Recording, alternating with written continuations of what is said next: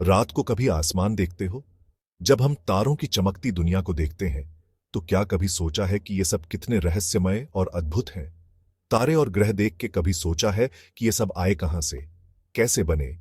ये सवाल हमारे मन में हमेशा उठते हैं। ये सवाल सदियों से इंसानों को सोचने पर मजबूर करते हैं। प्राचीन काल से लेकर आज तक खगोलविदों ने इन रहस्यों को सुलझाने की कोशिश की है। धरती कैसे बनी, ये कहानी किसी जादू से कम नहीं है। यह एक अद्भुत यात्रा है जो हमें हमारे अस्तित्व की गहराइयों में ले जाती है। धूल, गैस, आग और बर्फ सबने मिलकर हमारे घर को बनाने में अपनी भूमिका निभाई। ये तत्व मिलकर एक अद्वितीय ग्रह का निर्माण करते हैं। और सिर्फ हमारी धरती ही नहीं, हमारे सौर मंडल के हर ग्रह की अपनी कहानी है। हर ग्रह का अपना एक अनोखा इतिहास है, चाहे वो तपता हुआ शुक्र हो या छल्लों वाला शनि। हर ग्रह की अपनी विशेषताएं और रहस्य हैं। इस सफर में हम ग्रह विज्ञान की दुनिया में जाएंगे। हम जानेंगे कि वैज्ञानिक कैसे इन ग्रहों का अध्ययन करते हैं और उनके रहस्यों को उजागर करते हैं। बिग बैंग, हमारे सूरज का जन्म और वो प्रक्रियाएं जिनसे हमारे सौर मंडल के अलग अलग ग्रह बने, सब जानेंगे। यह एक अद्भुत यात्रा है जो हमें ब्रह्मांड की उत्पत्ति तक ले जाती है। और वो प्रक्रियाएं जिनसे हमारे सौर मंडल के अलग अलग ग्रह बने, सब जानेंगे। यह एक अद्भुत यात्रा है जो हमें ब्रह्मांड की उत्पत्ति तक ले जाती है। हम अपने सौर मंडल के बाहर के ग्रहों और उनके होने का हमारे लिए क्या मतलब है, इस पर भी बात करेंगे। ये ग्रह हमें हमारे ब्रह्मांड की विशालता का एहसास कराते हैं। तो तैयार हो जाइए अंतरिक्ष और समय की यात्रा पर, जहां हम अनंत ब्रह्मांड के रहस्यों को जानेंगे, जहां हम धरती और बाकी ग्रहों के रहस्यों को उजागर करेंगे। यह यात्रा हमें हमारे अस्तित्व की गहराइयों में ले जाएगी और हमें ब्रह्मांड की अद्भुतता का एहसास कराएगी। ग्रह कैसे बनते हैं यह समझने के लिए हमें अरबों साल पहले एक ऐसी घटना में जाना होगा जिसे बिग बैंग कहा जाता है। यह एक विशाल विस्फोट था जिसने समय और स्थान की शुरुआत की। कल्पना कीजिए कि पूरा ब्रह्मांड एक छोटे से बिंदु में समाहित है, परमाणु से भी छोटा। इस बिंदु में वो सारा पदार्थ और ऊर्जा थी जो आगे चलकर आज हम जो कुछ भी देखते हैं वो बना। यह बिंदु अत्यधिक घना और गर्म था। फिर लगभग 13.8 अरब साल पहले यह छोटा सा बिंदु तेजी से फैलने लगा। यह कोई साधारण विस्फोट नहीं था, बल्कि खुद अंतरिक्ष का खिंचाव था। जैसे जैसे ब्रह्मांड का विस्तार हुआ और यह ठंडा हुआ, ऊर्जा कणों में परिवर्तित हो गई, जिससे पदार्थ के निर्माण खंड बने। लाखों वर्षों में गुरुत्वाकर्षण ने इन कणों को एक साथ खींचना शुरू कर दिया, जिससे गैस और धूल के बादल बने। ये बादल, जिन्हें नेबुला कहा जाता है, तारों और अंततः ग्रहों के जन्म स्थान बने। नेबुला के भीतर गुरुत्वाकर्षण ने गैस और धूल को संकुचित किया। इस संकुचन से तापमान बढ़ा और परमाणु संलयन की प्रक्रिया शुरू हुई, जिससे तारे बने। तारों के बनने से प्रकाश और गर्मी उत्पन्न हुई, जिसने आसपास के पदार्थ को प्रभावित किया। तारों के चारों ओर ग्रहों का निर्माण शुरू हुआ, जो आज हम देखते हैं। इस प्रकार बिग बैंग की गूंज आज भी हमारे चारों ओर गूंज रही है, हर तारे और ग्रह में। यह कहानी हमें बताती है कि हम सभी एक ही ब्रह्मांडीय घटना से जुड़े हुए हैं। यह एक अद्भुत यात्रा है जो हमें हमारे अस्तित्व की गहराइयों में ले जाती है। और यह यात्रा अभी भी जारी है, हर नए तारे और ग्रह के साथ। इस प्रकार बिग बैंग की गूंज आज भी हमारे चारों ओर गूंज रही है, हर तारे और ग्रह में।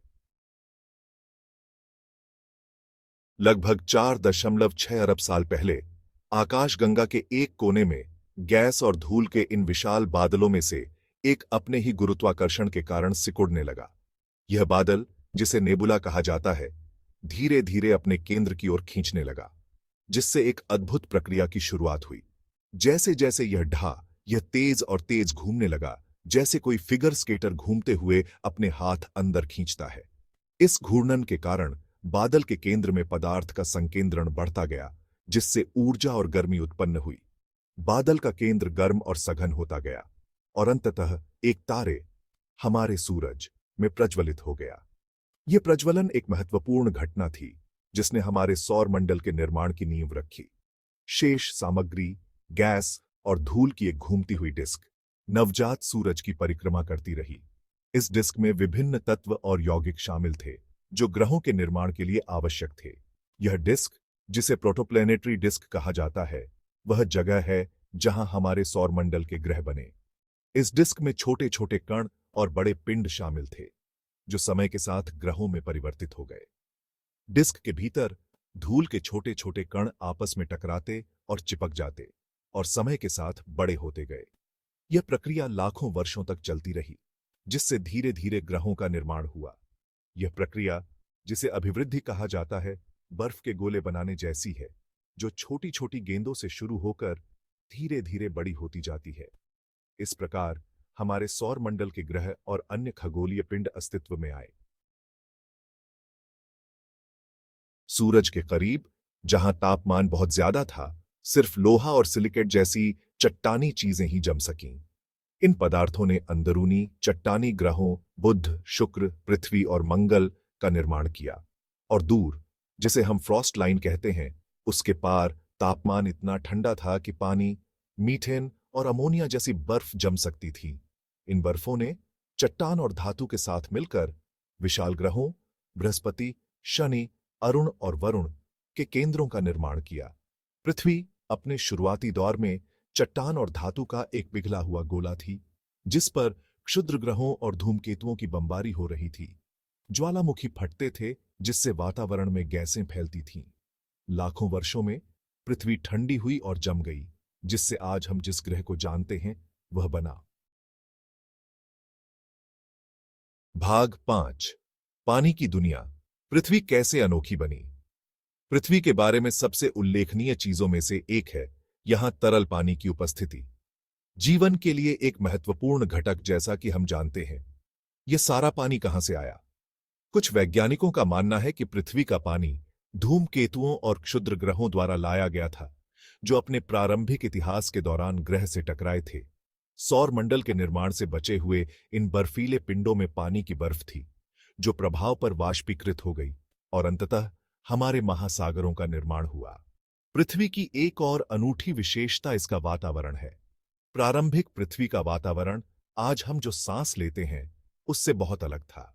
यह ज्यादातर ज्वालामुखी विस्फोटों से निकलने वाली गैसों से बना था, जैसे कार्बन डाइऑक्साइड, नाइट्रोजन और जल वाष्प। भाग 6। चट्टानी पड़ोसी और गैस दानव एक ग्रह परिवार का चित्र। हमारे सौर मंडल के प्रत्येक ग्रह की अपनी अनूठी कहानी है। बुध सबसे छोटा ग्रह, एक झुलसी हुई दुनिया है, जबकि शुक्र घने बादलों में लिपटा हुआ है, जो भयंकर ग्रीनहाउस प्रभाव का अनुभव करता है। मंगल, जिसे कभी बंजर माना जाता था, अतीत में तरल पानी के प्रमाण दिखाता है, जो प्राचीन जीवन की संभावना का सुझाव देता है। विशाल ग्रह बृहस्पति, शनि, अरुण और वरुण गैस दानव हैं, जिनमें घना वातावरण है और कोई ठोस सतह नहीं है। ये ग्रह संभवतः कोर अभिवृद्धि नामक प्रक्रिया के माध्यम से बने हैं, जहां बर्फ और चट्टान के एक विशाल कोर ने प्रोटोप्लैनेटरी डिस्क से आसपास की गैस को आकर्षित किया और कब्जा कर लिया। सौरमंडल की संरचना को आकार देने में उनके विशाल गुरुत्वाकर्षण ने भी भूमिका निभाई। भाग 7। हमारे सूरज से परे दूसरे सितारों के आसपास के ग्रह। सदियों से मनुष्य सोचता था कि क्या दूसरे तारों की परिक्रमा करने वाले ग्रह हैं। अब तकनीक में प्रगति के लिए धन्यवाद, हम जानते हैं कि हमारा सौर मंडल अकेला नहीं है। खगोलविदों ने दूसरे सितारों की परिक्रमा करने वाले हजारों ग्रहों की खोज की है, जिन्हें एक्सोप्लैनेट कहा जाता है। इन खोजों ने दुनिया की एक आश्चर्यजनक विविधता का खुलासा किया है, बृहस्पति से बड़े गैस दिग्गजों से लेकर पृथ्वी के आकार के चट्टानी ग्रहों तक। कुछ एक्सोप्लैनेट अपने सितारों की परिक्रमा रहने योग्य क्षेत्र में करते हैं, वह क्षेत्र जहां सतह पर तरल पानी मौजूद होने के लिए तापमान बिल्कुल सही होता है। इस खोज ने पृथ्वी से परे जीवन की खोज को बढ़ावा दिया है। भाग 8। जीवन की खोज, ब्रह्मांडीय संबंध। ग्रह निर्माण का अध्ययन केवल अतीत को समझने के बारे में नहीं है, यह पृथ्वी से परे जीवन की तलाश के बारे में भी है। यह अध्ययन करके कि ग्रह कैसे बनते हैं और विकसित होते हैं, हम यह पहचान सकते हैं कि कौन से एक्सोप्लैनेट रहने योग्य हो सकते हैं। हम पानी, वायुमंडल और अन्य कारकों के संकेतों की तलाश कर सकते हैं जो जीवन का समर्थन कर सकते हैं। जैसा कि हम जानते हैं, किसी अन्य ग्रह पर जीवन की खोज मानव इतिहास की सबसे गहन खोजों में से एक होगी। यह ब्रह्मांड में हमारी जगह बदल देगा और जीवन की प्रकृति के बारे में गहन प्रश्न खड़े करेगा। भाग 9। अतीत को उजागर करना, भविष्य को आकार देना। पृथ्वी और अन्य ग्रहों का निर्माण कैसे हुआ, यह समझना ब्रह्मांड में हमारे स्थान को समझने के लिए महत्वपूर्ण है। यह उन परिस्थितियों के नाजुक संतुलन की सराहना करने में हमारी मदद करता है जो पृथ्वी पर जीवन को संभव बनाती है। यह हमें भविष्य के लिए तैयार करने में भी मदद करता है। क्षुद्र ग्रहों और धूमकेतुओं के प्रभाव का अध्ययन करके हम अपने ग्रह को संभावित खतरों से बचाने के लिए रणनीति विकसित कर सकते हैं।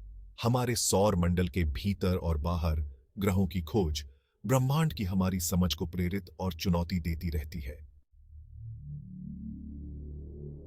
भाग 10। निष्कर्ष। ब्रह्मांड में हमारा स्थान।